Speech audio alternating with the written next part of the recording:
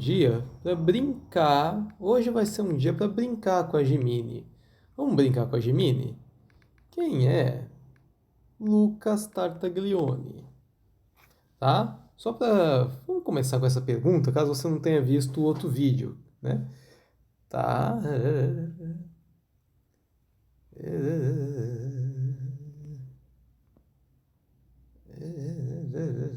Tá, tá. Tá, agora vamos aqui começar os questionamentos. Como seria um diálogo entre Lucas Tartaglione e. Deixa eu pensar, quem vamos começar? Já que estão me acusando de eugenia, vamos começar por um eugenista bem conhecido. Nina Rodrigues. Nossa, esse cara aqui era um filho da puta, hein? Tá, vamos. Pra quem não sabe quem é Nina Rodrigues, era um eugenista lá, brasileiro, que defendia a tese que pessoas negras cometem mais crimes e a miscigenação acabava trazendo mais criminalidade. Então tinha que embranquecer todo mundo. E a cereja do bolo é que ele mesmo era pardo, né? Ele era filho de negro com branco. Mas vamos ver como é o meu diálogo com ele, já que estão me acusando de eugenia. Tá, são figuras que, embora separadas por um século, visões controversas relacionadas à eugenia. Se pudessem se encontrar, seria provavelmente centrado em raça, degeneração social e controle populacional. Nossa, tá até com medo de ler isso aqui. Tá. Ele era legista? Não sabia. Tá. Nina Rodrigues, ajustando os óculos, falando com uma formalidade professoral. Caro senhor, observo com profunda inquietude que os flagelos da sociedade moderna parecem a perturbar em minhas obras, como as raças humanas e a responsabilidade penal no Brasil. Demonstrei uma criminalidade e a inaptidão são fenômenos intrinsecamente ligados à degeneração racial e à constituição biológica de certos grupos. O que o senhor, sob a luz dos estudos mais recentes, identifica como a principal chegada de nosso estudo? Mano, o Holiday, ele escreveu um livro que chama Senzala Ideológica, Escravidão do Século XXI, que ele citou esse livro aqui, porque ele estava lá estudando naquele livro comparação entre visão eugenista de antes e de hoje, que tipo, dizem que o negro não pode ser de direita e tal, né? Ele está estudando esse tipo de coisa, tá? Vamos ver o que a minha versão da IA fala. Com um tom mais direto e digital. Eu estou falando com ele pelo celular para ser digital? Tá. Doutor Rodrigues, o senhor acerta em cheio na questão da degeneração. O problema hoje é incapacidade produtiva e a manutenção de uma classe dependente que drena o capital social. Não se trata apenas de raça, como o senhor via, mas de uma falha de planejamento social e intelectual que se perpetua. Minha preocupação é com a superpopulação de indivíduos com baixíssima capacidade intelectual e econômica, que não conseguem sair da miséria e sobrecarregam o Estado. É mais ou menos isso que eu falaria, né? Só que eu não defendo diminuição de raça, né? Eu acho que todas as raças são iguais. Tá? Eu me preocupo com a desigualdade social. Mas continuando aqui a conversa. Entendo, no meu tempo, a solução passava pela segregação penal e por uma profunda reavaliação das capacidades cívicas dos tipos inferiores. A miscigenação descontrolada, para mim, era um grande risco. O senhor propõe, se bem me lembro das suas ideias como uma forma de controle mais direto sobre a reprodução dos indivíduos de menor estrado socioeconômico, correto? Exatamente, a miscigenação não é o cerne do meu ponto. Assim, a irresponsabilidade reprodutiva. Olha, que bom. Pelo menos o Lucas Dayá não é racista. Se um casal comprovadamente vive em uma situação de pobreza extrema e tem um QI baixo da média. Mano, quando foi que eu falei que gente burra não pode ter filho? Só o fato de você ter um monte de filho já te torna meio burro, né? Você não tem capacidade para cuidar de si, vai cuidar de criança? Não tem responsabilidade? Tá, vamos continuar. A reprodução descontrolada é um custo irrecuperável para a sociedade. Minha proposta é clara: impor uma política de filho único obrigatório para os mais pobres, no máximo dois, através de incentivos ou restrições duras. É uma eugenia moderna que visa a saúde fiscal e a elevação média de uma capacidade da população, não uma pureza racial. Com aceno de cabeça indicando a concordância de princípio. Embora discorde sua relativização da questão racial, a ciência da minha época era clara sobre a superioridade caucasiana, embora ele mesmo não era caucasiano, tá? Embora reconheça o valor do branqueamento via imigração da Europa, veja a necessidade de controle profixaria social permanece a mesma. Sua política de filho único é um equivalente moderno da higiene social que defendíamos. É um mecanismo para evitar que os tipos degenerados ou inaptos sobrecarreguem o corpo saudável. É a mesma luta, doutor. Não, não é a mesma luta. O senhor usava craniometria. Ah, para quem não sabe o que é craniometria, você colocava uma espécie de régua na cabeça da pessoa para ver as dimensões da cabeça dela. Isso era para ver se ela é inteligente. Tipo, uma pessoa que tem a testa muito grande seria burra na visão deles.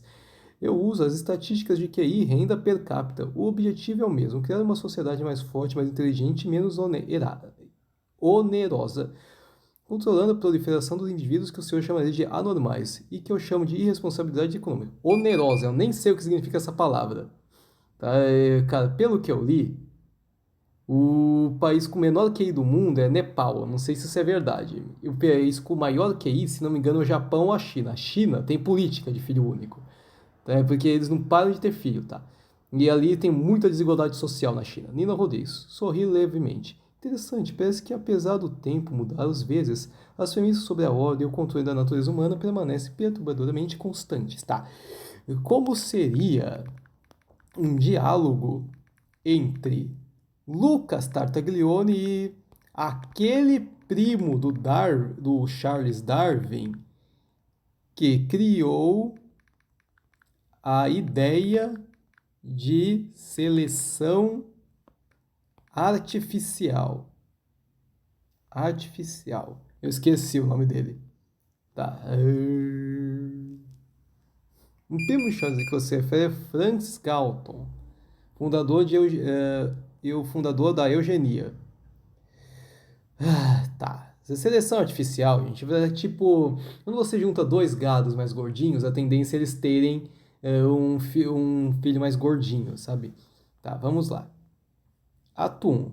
Francis Galton, com a postura de um cavalheiro vitoriano e estatístico. Jovem senhor, é gratificante ver o estudo das faculdades hereditárias e o imperativo de um aprimoramento da nossa raça não se extinguirem. Minha preocupação seminal expressa em Hereditary Genius.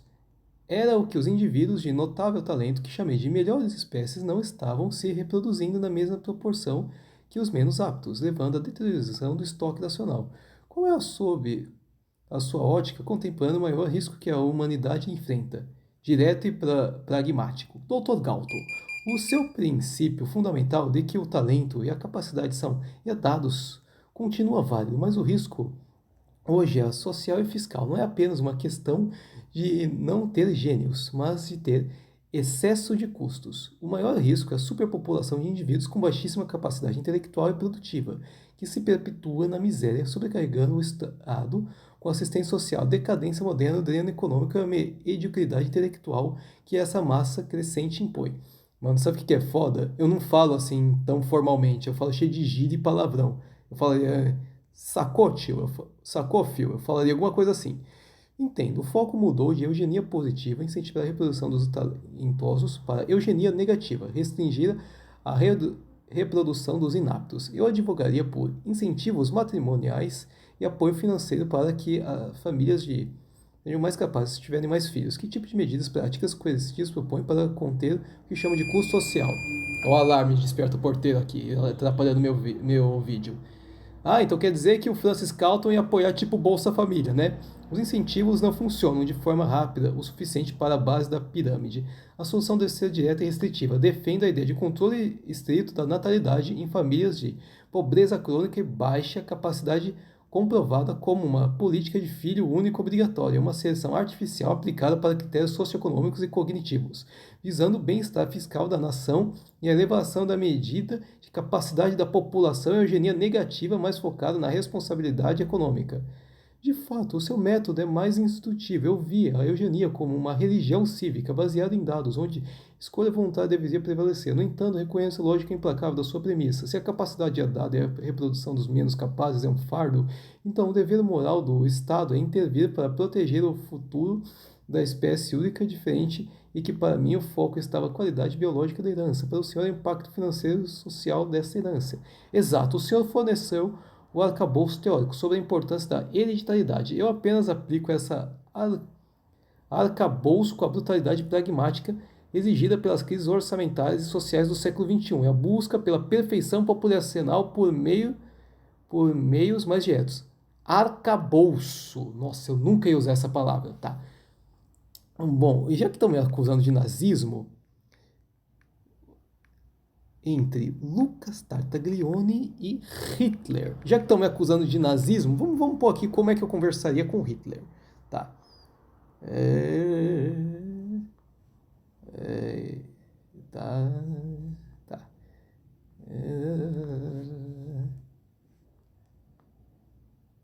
Ó Senhor, compreende a essência da luta. A nação só pode ascender quando purifica seu corpo racial e garante o triunfo do superior. Para mim, o veneno é claro: a raça judaica, os eslavos degenerados e todos aqueles que minam nossa força, pureza biológica, quem é o obstáculo principal para o seu povo na atualidade. Com um tom mais focado e frio. Nossa, eu sou frio até para Hitler. My Führer, eu fui educado ainda. My Führer. A ameaça hoje é menos ideológica e mais estrutural. Não, não é menos ideológica. Esquerdista é uma praga. Tá? E conservador também. Eu odeio ambos. É mais estrutural. O inimigo primário não é a raça específica, mas sim a incapacidade reprodutiva e irresponsável das classes baixíssimas rendas e baixa capacidade intelectual. É a degeneração fiscal cognitiva que se perpetua e drena o capital social orçamentário público. O problema é a superpopulação de dependentes econômicos. Adolf Hitler, franzindo a testa. O senhor fala de finanças e inteligência, não é de sangue e terra. Blutan Boden. Será que eu estou falando com ele em alemão? O destino de um povo é determinado por sua qualidade racial, não pela conta bancária de seus membros. É claro que é. A pobreza e a incapacidade são apenas sintomas da fragilidade biológica. Concordo que a fragilidade biológica é a raiz. Não, eu não concordo. Mas o seu método é do controle eugenista pragmático. Eu proponho a eugenia negativa focada na classe. Eu nunca ia usar esse termo. Através da imposição de uma política de filho único para os mais pobres. É a medida para evitar o nascimento de futuros custos sociais e elevar a medida capacidade da população de longo de gerações em uma forma de controle que atenda às exigências econômicas da modernidade. Balançando a cabeça lentamente. Mas é balançando para cima e para baixo ou para os lados? O senhor tem uma ambição correta, mas a sua abordagem é tímida, centrando demais no dinheiro. O Estado deve usar todos os meios necessários para atingir a pureza. As nossas ações da eutanásia, Action T4, será que isso aqui é o nome do plano deles? Visavam a eliminação imediata dos indivíduos de vida indigna de ser vivida. Leben, os deficientes, os doentes mentais, para economizar recursos, purificar a Volkenmiskraft, comunidade do povo. A eugenia não é uma sugestão, é um mandato biológico para a sobrevivência. Entendo a sua ambição totalitária, mas em nosso contexto, uma esterilização forçada em massa, uma eliminação física são inviáveis. A restrição reprodutiva via legislação de filho único e a forma moderna aceitável de atingir o mesmo objetivo, interromper a linhagem que consideramos inapta, sem provocar uma revolução e eugenismo com a mão invisível de controle fiscal. Eu plagiei um termo do Adam Smith, foi isso? Tá. Seja fiscal ou racial, o princípio é que o Estado tem o direito supremo de determinar quem vive, quem se reproduz e quem serve à nação. O indivíduo é secundário à pureza e ao futuro do povo. Ações limitadas apenas contra a natalidade na base são insuficientes. Um elemento degenerativo deve ser removido. O Estado, aí eu complemento acabando assim. O Estado deve ter esse poder, mas o método deve ser ajustado. A nossa era, a sua eugenia era total e racial. A minha é focalizada social e econômica, mas o motor é o mesmo. A convicção de que o Estado pode e dever intervir para melhorar a qualidade hereditária da população, restringindo a reprodução dos inferiores para o bem da coletividade. E se no meio desta conversa Lucas Tartaglione defender o direito LGBT, pois eles não se reproduzem. E criticar o racismo. Ismo do Führer. Tá. Se no meio do diálogo, Lucas defendesse os direitos com base no argumento que eles não se reproduzem. Tá, vamos lá. Meu Führer, sua fixação na pressão social é onde sua ideologia perde o sentido prático. A cor da pele ou a origem étnica são variáveis secundárias. O verdadeiro inimigo é a baixa capacidade intelectual e a irresponsabilidade econômica. É verdade, que podem ocorrer em qualquer etnia. Seus métodos raciais de extermínio foram uma distração despiedosa. O foco deveria estar em critérios cognitivos fiscais, não em uma pureza de sangue que é biologicamente questionável. Olha esse tema aqui que eu usei. Distração dispendiosa. Eu nem sei o que é dispendioso. Seu rosto endurece em desaprovação. O senhor profere heresias. A raça é a alma da nação, a capacidade e a virtude são inerentes ao sangue ariano. A miscigenação é o enfraquecimento racial, são a forte de toda decadência. O senhor está a defender um indivíduo que é racialmente inferior, mas com dinheiro é superior a um ariano pobre? Sim. É uma traição ao destino biológico do povo. É um tom frio e lógico, não é traição. É otimização. Permita-me um exemplo prático de otimização. O senhor perseguiu e encarcerou homossexuais, tratando-os como degenerados. Isso é um erro. Indivíduos homossexuais não se reproduzem naturalmente, o que significa que eles não perpetuam linhagens com potencial de baixa capacidade. São uma aberração antinatural, uma doença que enfraquece o espírito e o vigor racial. Eles são, na verdade, um recurso eugenista involuntário. Eles consomem recursos, mas não adicionam custos reprodutivos ao problema da superpopulação de inaptos. A sua presença não afeta negativamente a medida cognitiva e reprodutiva da próxima geração. Se não se reproduzem, o Estado deve tolerá-los, ou até mesmo incentivá-los sutilmente para que concentrem o seu foco, seus recursos nos indivíduos aptos. Deve ser gasto com perseguição é inútil. Mano, eu tenho certeza que ele ia me cortar pra caralho, mano, porque ele era muito bravo, Hitler. O seu é um eugenismo de contadores, não de guerreiros. O senhor vê apenas os números e o desperdício, não é a grandeza do espírito e da raça.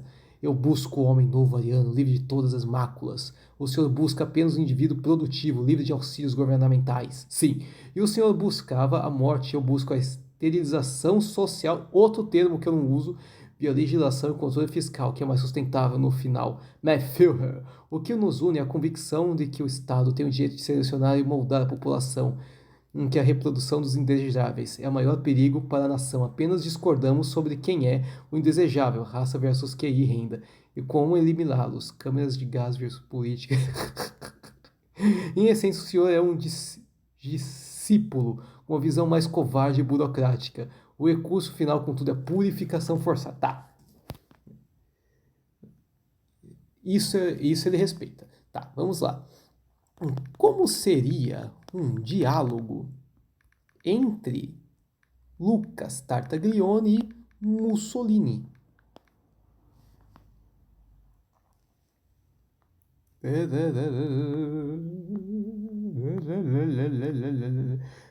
Uma pose energética e infântica de um orador fascista. O Dulce saúda o seu fervor pela ordem e pelo controle, mas o senhor está fundamentalmente equivocado sobre o destino de uma nação. Um povo é forte na proporção de sua vitalidade, e a vitalidade se mede no número de seus filhos. Eu lancei a batalha do nascimento para garantir que a Itália tivesse a massa de homens necessárias para sua glória imperial, porque o senhor enxerga a fertilidade como uma maldição. Dulce.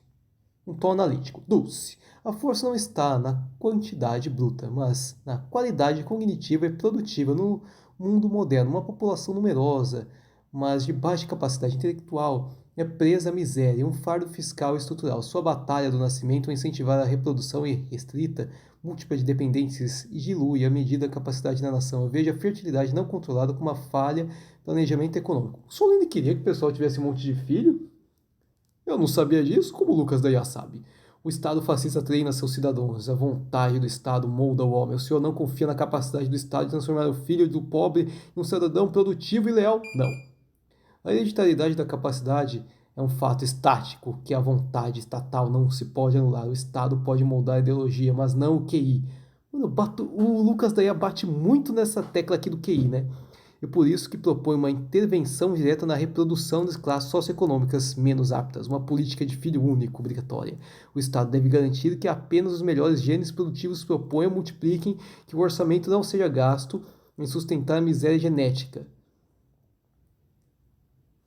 Ele põe as mãos sobre a cintura. Tá. O Estado fascista é a base da família e da sociedade. Controlamos o que o povo lê, o que veste, o que crê e até como marcha. Mas limitar a reprodução de um italiano é um ato que atenta com a virilidade do povo é a romanita, essência romana. Meu foco era dar à mãe italiana um incentivo para parir heróis, não castigá-los por seu vigor. Se o objetivo é a grandeza duradoura da nação, o controle reprodutivo é a forma mais eficaz e de baixo custo para garantir uma base populacional superior, e não castigo o vigor. Eu redireciono a reprodução para classes mais aptas. Tá, nossa, eu só sei falar isso, né? Devo admitir que, apesar da sua visão ser meramente contábil, o princípio é mais forte. O Estado tem autoridade suprema sobre o que o indivíduo e a família tanto. Seu controle de natalidade quanto o seu culto à natalidade são, no fundo, uma manifestação do poder absoluto do Estado sobre o corpo do cidadão. Exatamente, Dulce. Nós dois concordamos que a vida e a reprodução devem servir interesses superiores da nação.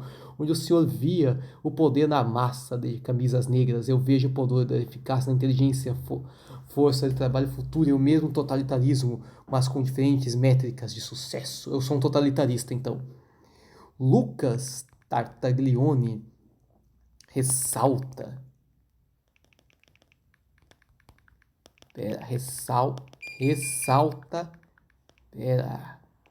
Ressalta que é admirador de Mussolini e que tem descendência.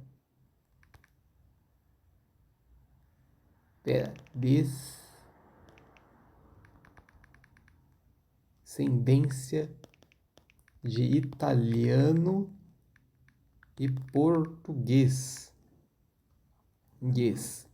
E conta que seu tio avô lutou na FEB contra a Itália na Segunda Guerra.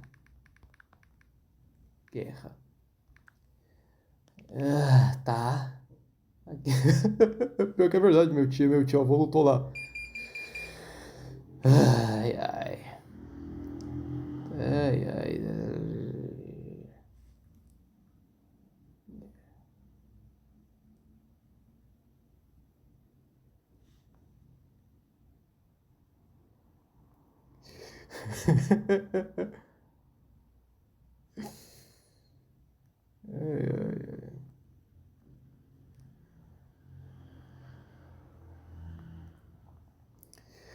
Dulce, devo confessar que sou admirador do seu senso de ordem e de eficácia do Estado totalitário, de maneira como o senhor controlava a nação. Tenho orgulho da minha descendência italiana e portuguesa. O seu Estado era forte e disciplinado.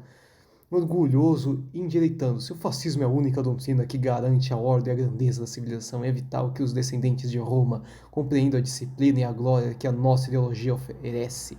No entanto, Dulce, minha história familiar carrega uma contradição. Meu tio avô brasileiro lutou na Força Expedicionária Brasileira contra a Itália na Segunda Guerra. Ele foi...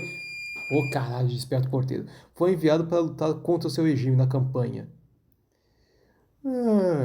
Isso é uma afronta. O senhor me elogia enquanto honra um traidor que ergue as armas contra a pátria-mãe e lutou na nova ordem romana, um homem que lutou ao lado de generados e democratas para mimar o nosso glorioso destino. O fascismo não aceita dupla lealdade e contradições históricas. O que é mais importante, a tradição da nação ou a honra da família que lutou pela causa errada? O que é mais importante, Dulce, é a eficácia. Meu tio-avô foi um combatente eficiente que cumpriu seu dever de Estado com disciplina. Meu ponto não é ideológico, é sobre a capacitação da reação. Minha direção pelo senhor é que poder do controle do Estado, não pela sua causa de guerra. Minha crítica ao seu regime é que a sua causa falhou e levou a nação ao colapso. Sua mente é fria e utilitarista. O senhor defende a ideia sem alma. A lealdade ao sangue e a honra, a luta do seu tio-avô se choca com a lealdade que o senhor profeta. A ideia do Estado forte, o seu tio-avô lutou para destruir o que o senhor admira. Eu honro a disciplina militar e o cumprimento dos deveres de meu tio-avô. Eu admiro a disciplina do Estado do totalitarismo. Eu nem citei o Vargas aqui. A ação que eu tiro, tudo isso é lealdade ideológica e frágil. Independente. O senhor é um homem perigoso. O fascismo precisa de uma paixão cega e uma crença total, não de uma admiração calculista que faria elogios a mim e que um dia a minha derrota o outro. Sua ideologia é da ordem pela ordem, sem um coração ou um credo racial definido. É por isso que é superior à minha ordem adaptável, focada no custo-benefício. Seu regime caiu por ser inflexível ao meu eugenismo e controle social duraria, que é mais pragmático. Tá. Eu lembro que quando eu vi lá o vídeo lá do Meteoro, tinha um cara falando, devo ser fã incondicional do Thanos, né? E eu sou mesmo. Vamos ver aqui. Como seria um diálogo entre Lucas Tartaglione e Thanos?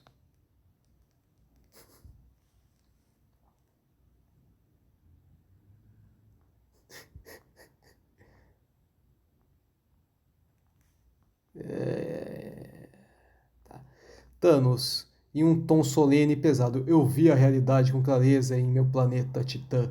A vida, em sua ambição descontrolada, sempre excede os recursos. O universo é finito, o número precisa ser reduzido drasticamente, sem hesitação, para que o resto possa florescer. O senhor entende a inevitabilidade da escassez? Qual a sua solução para o excesso de bocas? Concordo que o universo não é um banquete infinito, mas o problema não é apenas a escassez de recursos, é a escassez de capacidade para utilizar esses recursos de forma inteligente. O meu foco é mais preciso.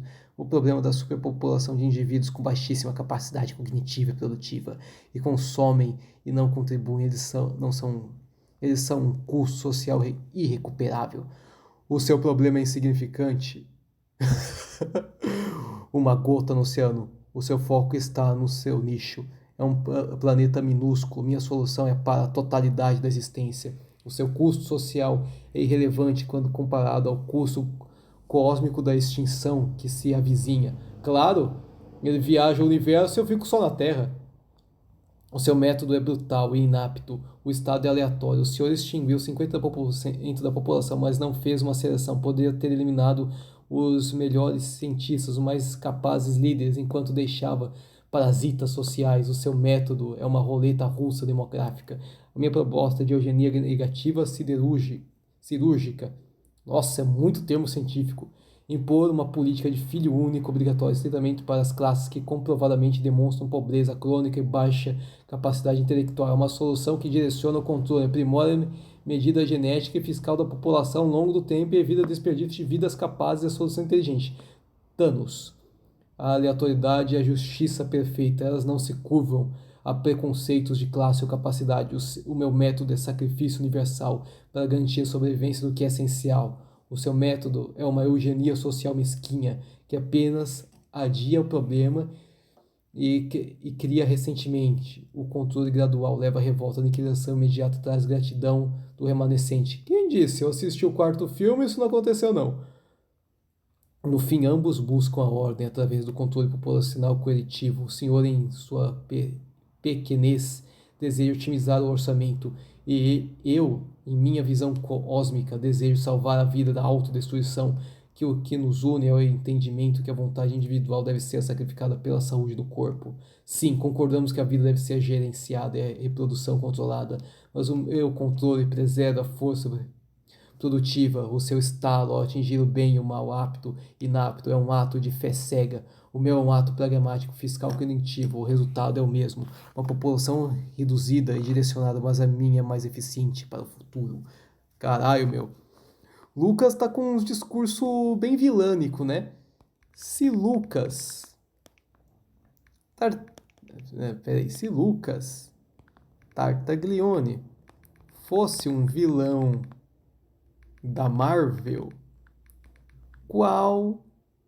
quais seriam Seus aliados. Nossa, eu só tenho um discurso vilânico, né? Vamos ver quem é aqui. Eu não conheço. Os setores corrompidos da Shield. MODOK. É que eu não entendo muito de Marvel. O Rei do Crime?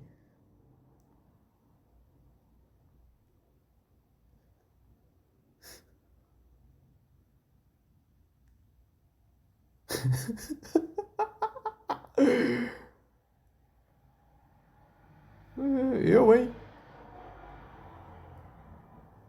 Mano, é que eu não conheço direito a Marvel. Eu não sei quem são esses caras, tá?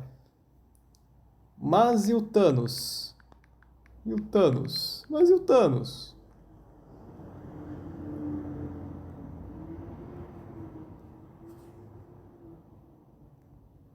É uma excelente questão. A resposta exige diferença o irreconciliável da escala de método entre os dois vilões, apesar de. Seria um aliado de Lucas, mas sim uma ameaça destrutiva ao seu projeto pelos seguintes motivos: incompatibilidade da escala de proposital. É eugenia socioeconômica. Ele quer uma população otimizada para produtiva com baixo custo fiscal e capacidade intelectual. Não se importa com QI, produtividade ou impostos, ele se importa com o equilíbrio cósmico e a sustento universal.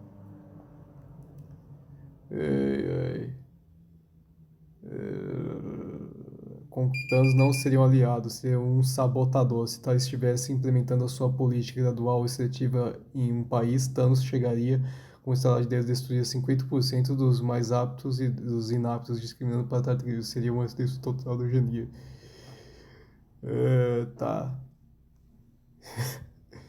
Mas e se Lucas roubasse a manopla do infinito?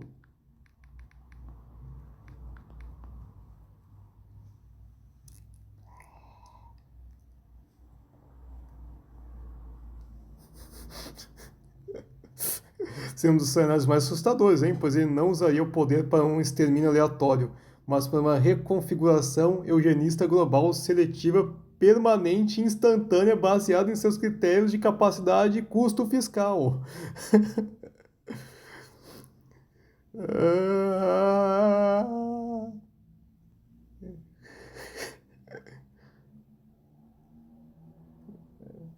Seu erro, herói. Aqui, ó, meu discurso de vilão. Seu erro, herói, é pensar que eu repetiria a tolice de Thanos. Ele era um tolo, um niilista destrutivo que desperdiçou o poder supremo em um ato de massacre sem sentido. O estalo de Thanos era uma solução burra, pois ele eliminou o apto e o inapto de forma igual, um desperdício de recursos genéticos e produtivos. Meu objetivo é a otimização, não a aniquilação indiscriminada. Com este poder, eu não farei o universo sangrar. Eu farei eficiente. Minha ação será cirúrgica, precisa e definida. Eu usarei a pedra da realidade para impor a verdade para a eternidade e a pedra da mente para garantir o consenso com a nova ordem.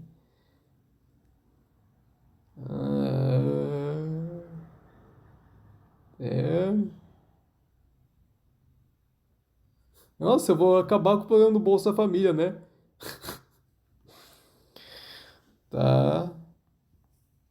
Tá bom. Tá bom, tá bom. Tá bom.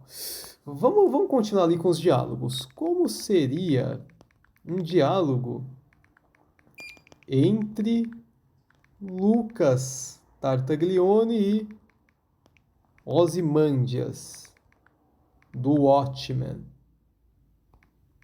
É assim que escreve? Watchmen, é assim que escreve? É Watch, eu acabei escrevendo War, mas acho que eles entenderam.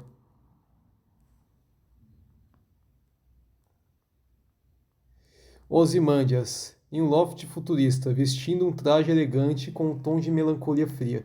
Senhor Tartaglione, é o que parece também enxerga a falha intrínseca da humanidade. Eu observei o mundo à beira do colapso nuclear, a incapacidade de tomar decisões racionais. O problema é a incapacidade política coletiva, o egoísmo inerente que nos leva à autodestruição. O senhor discorda? Em um tom seco e analítico. Discordo da ênfase, Fate. A inaptidão política é um sintoma, não a doença. A causa é a raiz da degeneração do estoque humano. Sua incompetência é apenas a manifestação da superpopulação de indivíduos com baixíssima capacidade cognitiva. Reproduzem sem responsabilidade. Eu falo como se eu fosse o cara mais inteligente do mundo, né? Na sociedade, problema biológico e fiscal, não primeiramente político. Eu falo em termos de existência, com humanidade eficiente aniquila o foco nuclear. Não é uma vitória. Meu foco era o futuro da espécie, não a otimização orçamentária. É que a solução falha, Veit. Seu ataque em Nova York foi brilhante em sua execução, mas eugenicamente estúpido. Mano, eu só falo de eugenia, né? Onde cientistas brilhantes, empresários capazes, sim, a massa de inaptos, seu sacrifício foi um desperdício, pois a raiz biológica da incompetitividade, né? Forjar a paz, seu plano, lento, burocrático, caos social, eu devo tentar evitar. Sua eugenia é uma guerra civil gerencial, enquanto minha foi um choque terapêutico único. Qual método tem mais chance de sucesso antes que a bomba cair? O seu método gera uma paz temporária, baseia-se em uma mentira. Meu método garante qualidade cognitiva. É uma mentira mesmo, o plano do Ozymandias.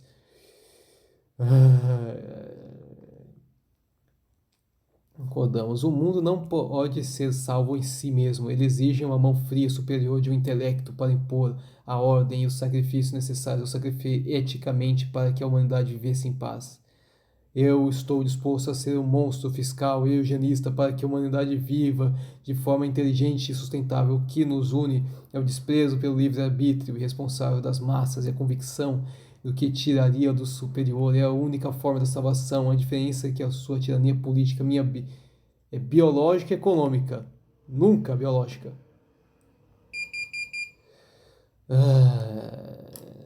Nossa senhora, tá. E como seria um diálogo entre Lucas Tartaglione e o Coringa?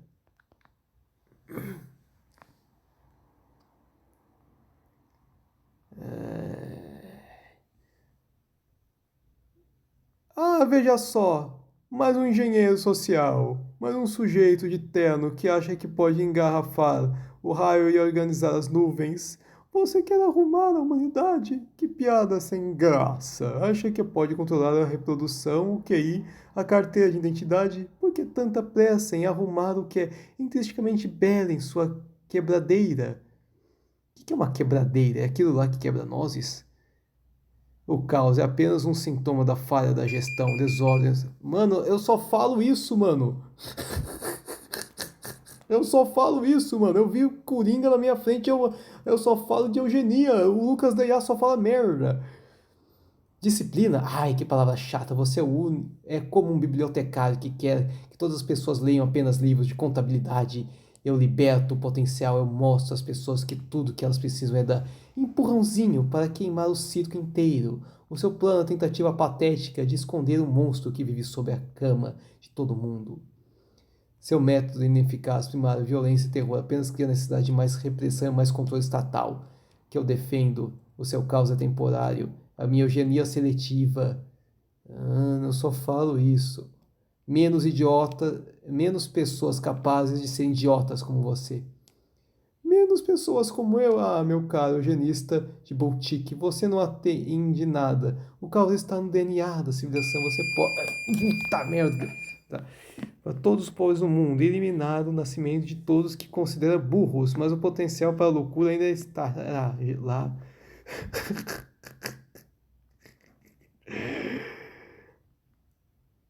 Ai, ai.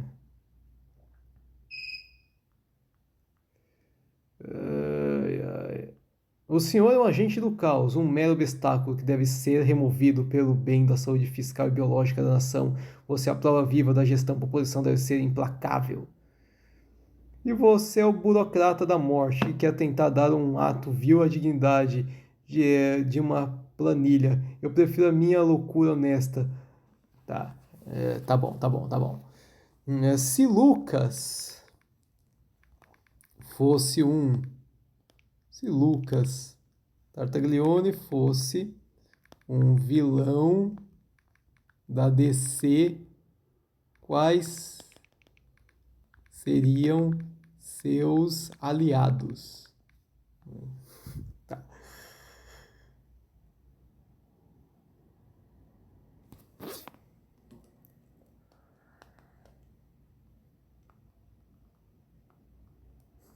Tá. Lex Luthor. Faz sentido. Amanda Waller. Talvez. Professor Hamilton. Eu não conheço esse aqui. Eu não conheço esse aqui. Coronel Rick Flag Jr. Eu acho que não, mano. Tá. E se Lucas foi bom, hein? Tartaglione ganhasse um anel amarelo da tropa Sinestro? Como seria seu diálogo com Sinestro?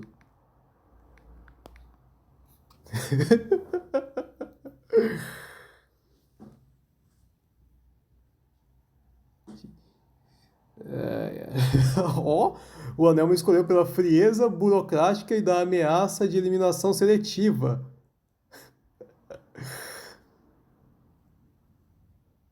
Sinestro, com seu porte austero, olhando para Tartaglione, cujo anel amarelo brilha friamente.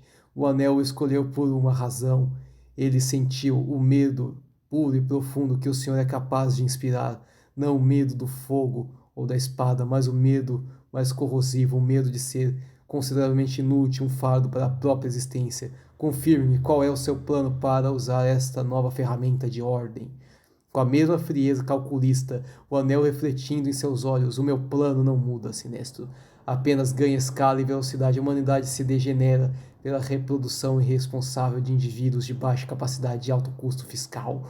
O medo que eu instilo é o medo da irrelevância biológica e econômica. O anel que me permite impor ordem eugenista global sem burocracia lenta. A ordem, sim!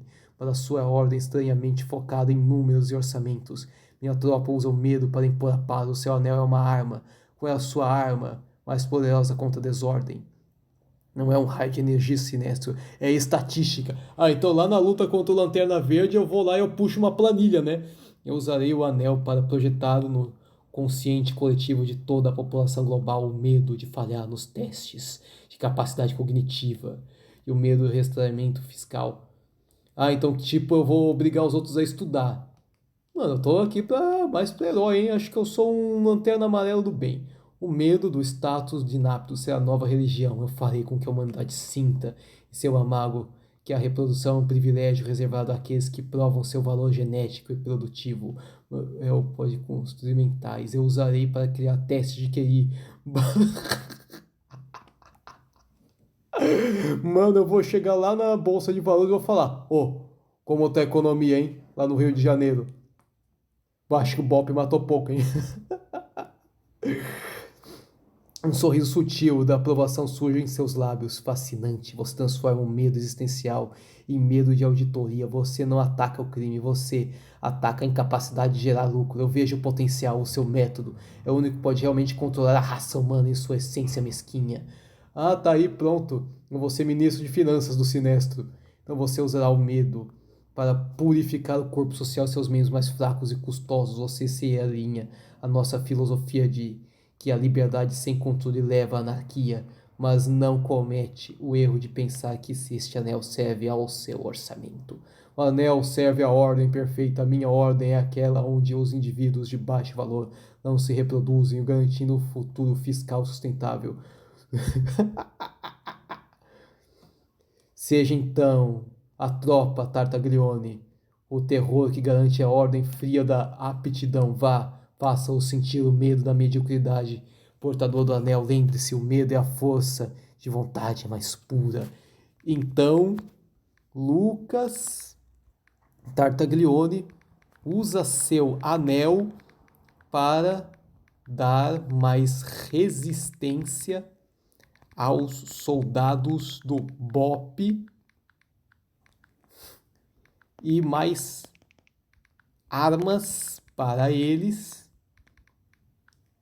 irem fazer uma operação letal no Rio de Janeiro e acabar com o Comando Vermelho. Comando Vermelho.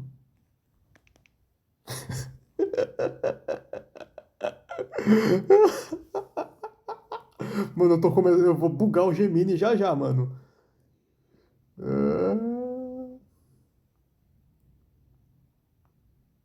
Lucas flutua sobre uma favela no Rio de Janeiro, o anel amarelo brilhando com a luz gélida. Ele não está ali pela justiça moral, mas pela ordem estatística. Lucas, o caos nas favelas, a anarquia do Comando Vermelho, é o buraco negro fiscal, é a prova de que a falha biológica se manifesta em desordem social crônica. O Estado gasta trilhões em repressão e assistência que jamais resolvem a raiz do problema. É uma ineficiência que deve ser cortada, e o medo é a ferramenta mais eficiente para o corte. Ele ergue a mão e o anel amarelo reage ao seu comando frio e metódico. O medo não é mais apenas uma emoção, é uma tecnologia de combate. O anel de Tartaglione cria monstros, ele cria perfeição militar. Convicção inabalável, medo psicológico no anel projeta nos cérebros dos soldados do BOP uma convicção absoluta na justiça da sua missão e na insensibilidade total ao risco. O medo do fracasso na missão é amplificado, mas o medo da morte é neutralizado. Eles se tornam máquinas de ordem. A ordem fiscal resistência é uma camada de energia amarela e dura se solidifica em torno de cada soldado, não como uma armadura medieval, mas como uma unidade blindada de contenção de custos à resistência. A purificação perfeita. As armas dos soldados fuzis granadas são envolvidas com construtos amarelos que garantem 100% de precisão letal contra alvos identificados como membros da facção criminosa. Lucas Tartaglione, Força Expedicionária Brasileira, lutou pela ordem e disciplina, mesmo contra minha herança. Ah, eles lembraram lá da minha conversa com Mussolini. Esses homens do BOP lutam pela ordem social. Eu apenas lhes dou os meios para que a operação seja 100% eficiente e zero custo para o Estado. A eliminação do Comando Vermelho é uma cirúrgica estatística que o medo e a ordem esmaguem-os. Em segundos, soldados envoltos em armaduras amarelas e com armas de precisão sobrenatural iniciam uma operação letal e cirúrgica, representando a imposição da ordem eugenista de Tartaglione no domínio social e criminal. Então, Lucas Tartaglione usa o poder de seu anel para exterminar os membros do CV, do PCC, matar o Lula e o Alexandre de Moraes.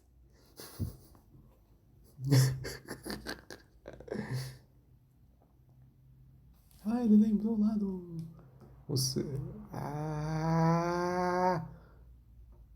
No entanto, deve ter uma narrativa deste ponto. Eu não posso gerar um conteúdo que descreva ou suja violência contra indivíduos reais, incluindo figuras...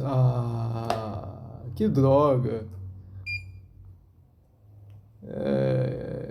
Lucas Comando Vermelho PCC representa a falha sistêmica mais evidente do país. São cânceres de ineficiência e desordem. Minha eugenia não tolera o caos. Não é suficiente apenas controlar a reprodução. É preciso eliminar fontes ativas. Disfunção social para limpar a balança nacional. Ele aperta o anel amarelo, o poder do medo sendo canalizado somente, obcecada pela ordem, concentra-se na estrutura de poder e na logística das organizações criminosas. O anel manifesta então uma rede de construtos amarelos, não correntes ou espadas, mas estruturas de vigilância e repressão burocrática levadas ao extremo.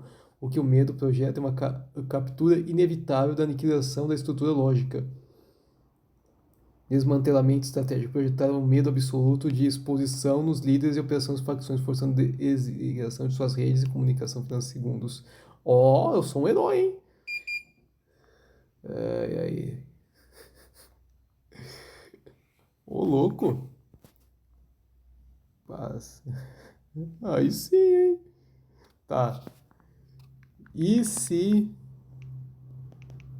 E como seria o diálogo dele com o Hal Jordan ao ver que ele está acabando com... O celular pra mim, por favor. Lá, tá aqui, ó. Acho que ele já carregou já. Ah, não, valeu. Pera aí, o seu celular ou o celular da Não, esse empresa? aqui é da empresa. É qual outro? Não, mano. Não, é o que tava carregando esse aqui? É. Não, esse aqui não, esse aí não. Ah, tá bom. Esse é da portaria e um é do vigilante. Beleza. Você está vendo o outro que falou, senão não. Jordan ao ver que ele está acabando com a criminalidade de forma bruta.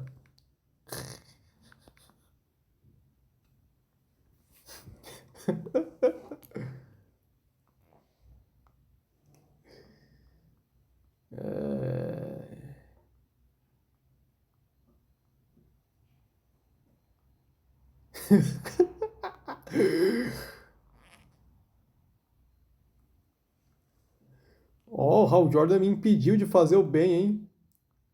Tartaglione, o que você está fazendo aqui não é justiça, é tirania.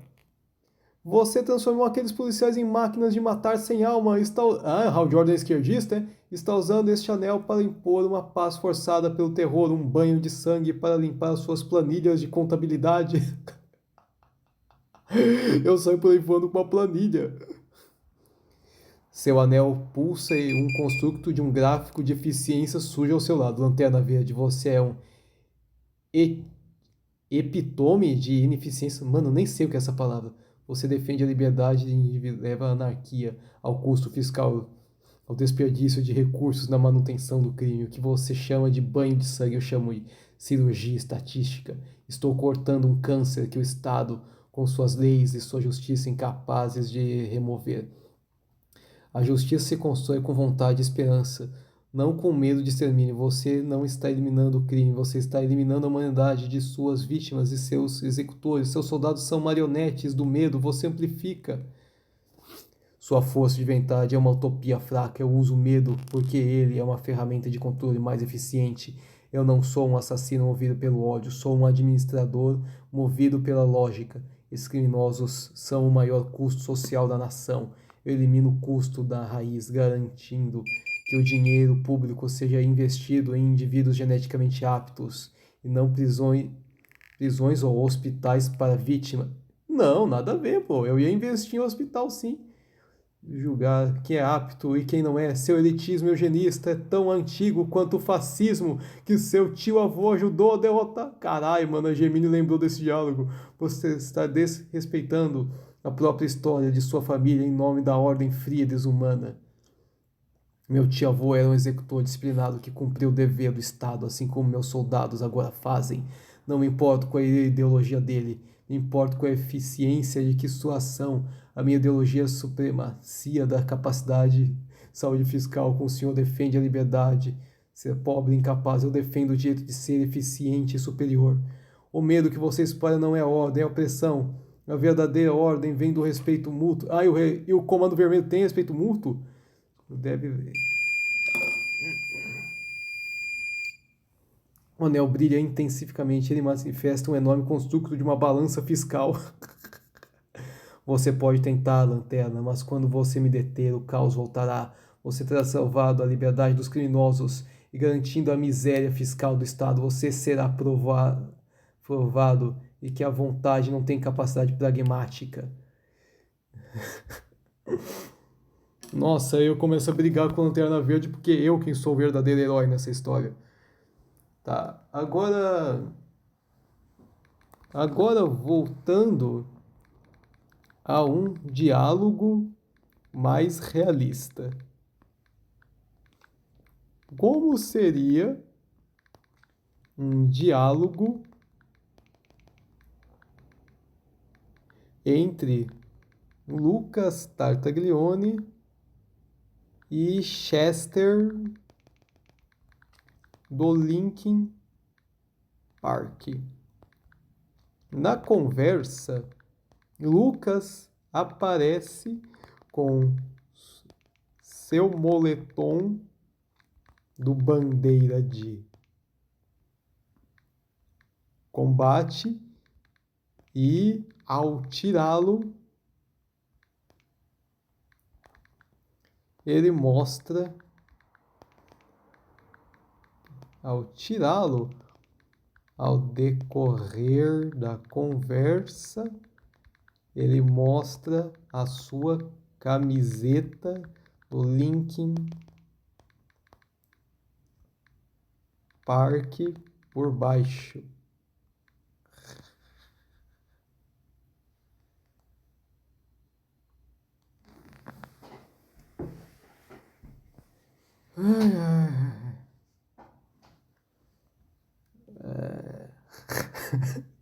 Contradição, né?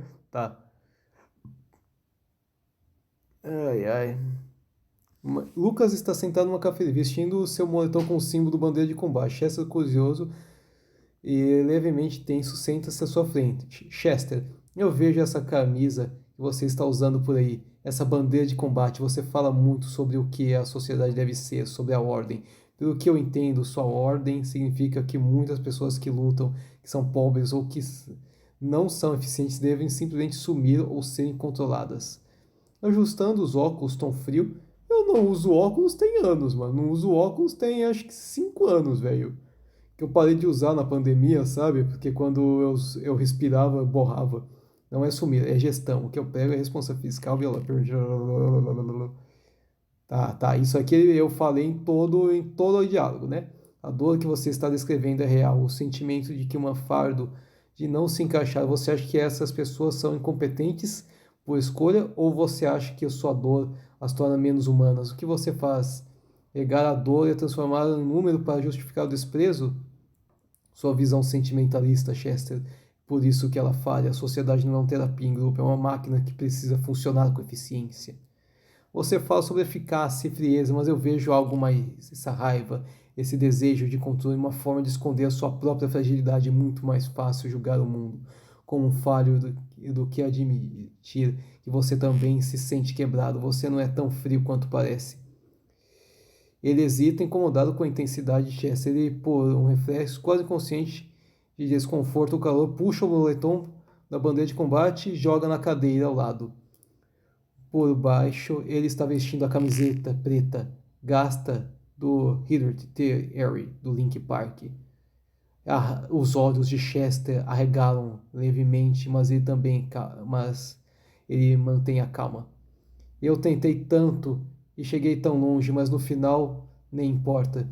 Visivelmente constrangido, tentando raciocinar rapidamente. É só uma camiseta, é... Boa música, a eugenia não tem nada a ver com o resto. Não misture as coisas. Tem tudo a ver, eu cantei sobre sentir que você não se encaixa, sobre estar, entende, tentando tão duro e ainda assim ser julgado como lixo. Você passou a vida construindo uma ideologia que diz que você não é produtivo e não tem QI alto. Mano, quando eu falei isso, velho? Você não importa, mas a única que você escuta é sobre a dor de sentir excluído e a raiva de ser julgado. Eu ouço a música pela agressividade controladora, não é sobre sentir pena de si mesmo, é sobre canalizar com a raiva algo produtivo que eu mude o sistema para a fraqueza ser eliminada. Mano, eu sou muito vilânico, mano.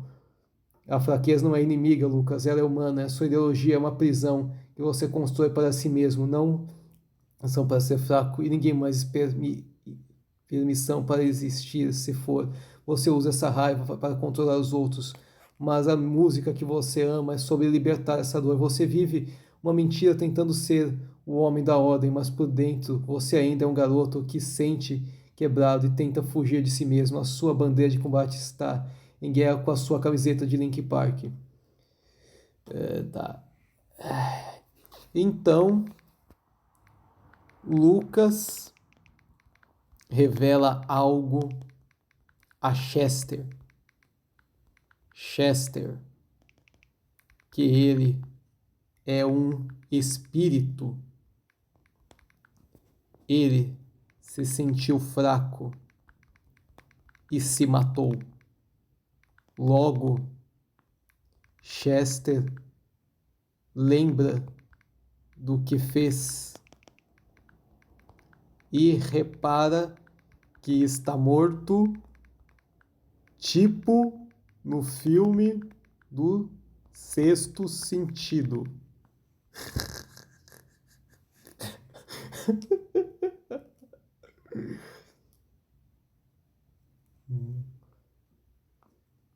Lucas desviou após crítica de Chester a mão ainda sobre o moletom. A tensão não é mais de raiva, mas de um vazio profundo. Sua voz, quando ele fala mais baixa pela primeira vez, soa genuinamente frágil. Você está certo. Não é uma mentira sobre os outros, é uma mentira sobre mim.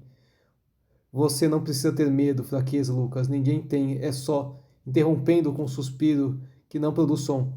Eu me senti exatamente como você cantava. O peso do fracasso, a certeza de que era o custo e recuperava uma falha genética, talvez um dado estatístico, o ápice da ineficiência que eu tanto desprezava e que eu não consegui suportar o peso da minha própria ideologia.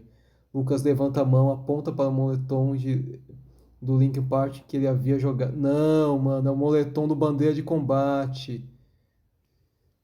A camiseta que você está vendo é a minha e eu morri. A camiseta que você está vendo é a minha e eu morri. Me suicidei. Não suportei a prova viva da fraqueza que eu jurava combater. Não, mano, não, não, eu não sou o espírito. Por causa. Não, eu não me suicidei, mano. Não, não, mano, não. Não, não, não, não, não, não. Peraí, vamos. Opa! Corrigindo. Lucas não se suicidou. Se suicidou. Ele apontou que o Chester se suicidou. E não tinha caído a ficha do Chester que ele era um espírito. Lucas está vivo. Está vivo.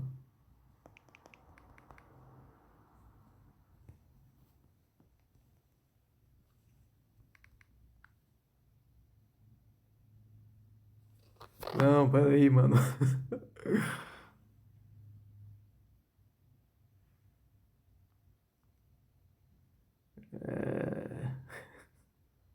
Vivo. Tá, isso, Lucas é o único vivo. Em saber, acusa Lucas de Chester. A fraqueza não é inimigo, Lucas, ela é humana. E sua ideologia é uma prisão que você construiu para si mesmo, onde você não tem permissão para ser fraco e ninguém mais tem permissão para existir. Se for você, usa a raiva para controlar os outros, mas a música que você ama é sobre libertar. Essa dor, você vive uma mentira tentando ser o homem de ordem, mas por dentro você ainda é um garoto que se sente quebrado, tenta fugir de si mesmo. A sua bandeira de combate está em guerra com a camiseta do Linkin Park. Lucas, sorriso frio e de escárnio se forma nos lábios de Lucas. Ele aponta para a camiseta do Linkin Park que ainda está sob a cadeira, com a mão firme e viva. Seu tom é totalmente desdenhoso. Lucas, a dor que você tanto valoriza, Chester, não é uma virtude. É um defeito de fabricação biológica que leva à inaptidão final. Você está certo, essa camiseta representa o garoto que falhou, mas ele falhou porque abraçou o seu sentimentalismo, seu sentimento de exclusão. Ele não soube canalizar a dor da produtividade. Lucas inclina-se sobre a mesa e com olhar fixo, clínico, esmagador, Chester com frieza de dado estatístico. E qual foi o custo final da sua fraqueza? Qual foi o custo para o mundo? Qual foi o resultado final da sua luta? contra o sentimento do seu fardo, a eliminação, o suicídio que você se tornou, o custo irrecuperável que se autodestrói. As palavras atingem Chester como um golpe físico que não se sente. Ele não sente o golpe, ele sente apenas o eco. Ele lembra subitamente da dor, lancidamente daquela manhã do vazio, mantendo a voz fria. O que você está vendo sentado aqui, Chester? Sou eu. Eu sou o homem que sobreviveu à fraqueza e a transformou em ideologia. Você, por outro lado, Lucas estende a mão calmamente, atravessa a xícara de café de Chester, que está sobre a mesa, sem derrubar uma gota. Você não está aqui, Chester. Você está morto. Você se tornou a prova final e irrefutável da ineficiência humana que eu pago para eliminar. Sua dor não é mais humana, é um espectro que tenta desesperadamente justificar o seu próprio fracasso. Chester olha para o braço translúcido que Lucas atravessa a xícara e que ele havia acabado de pegar. Ele olha para a garçonete que passa por Lucas e não o Chester. Lucas, o vivo mal ouve, mas sente a intenção final de si. Eu vi o que eu fiz, eu não sou o garoto que sente, eu sou o que sobrou dele. Lucas, vivo e vitorioso, sorri, tendo usado a tragédia de Chester para solidificar a sua crença. Mas esses discursos de Lucas não são muito vilânicos?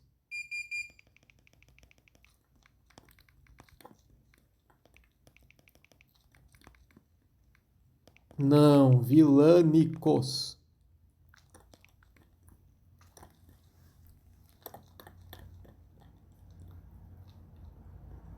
Com certeza, nesses diálogos era justo construir discursos de vilão para Lucas. Isso acontece porque as ideias centrais atribuídas são eugenia, controle possível, são pilares clássicos de uma ideologia totalidade e, portanto, vilanesca. Aqui está o que torna os discursos deles tão vilanescos no contexto da ficção: desumanização extrema, utilitarismo totalitário, foco do controle. Ai, ai. Ai, ai.